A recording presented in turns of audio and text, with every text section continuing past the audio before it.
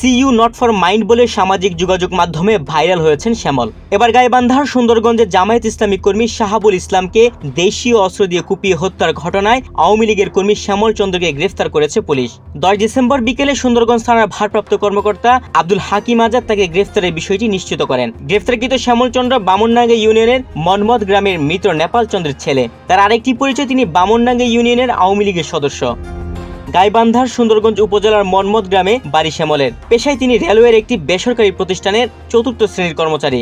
Messrs MM ট্রেডার্সের অধীনে Bamandanga rail স্টেশনে 2018 সাল থেকে 3000 টাকা বেতনে কাজ করছেন। তার বাবা নেপাল চন্দ্র মাছ ব্যবসায়ী, মা শেফালি রানী গৃহিণী। ছোটবেলা থেকে শ্যামল সহজ সরল ও সৎ। চলন বলন ও কথাবার্তায় রয়েছে তার সরলতার ছাপ। সম্প্রতি রংপুরের মিঠাপুকুর উপজেলার পুটিমারি গ্রামে বিয়ে করেন শ্যামল। আলোচনায় আসার পর তার বিয়ের খবরও সামাজিক যোগাযোগ মাধ্যম সহ গণমাধ্যমে ফলাও করে প্রচার করা হয়েছে।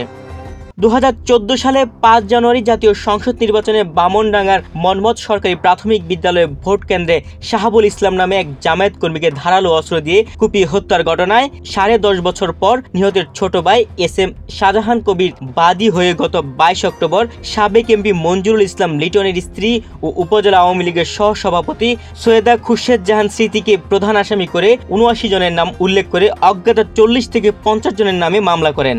নিউজ ডেস্ক, বাংলাদেশ প্রতিদিন।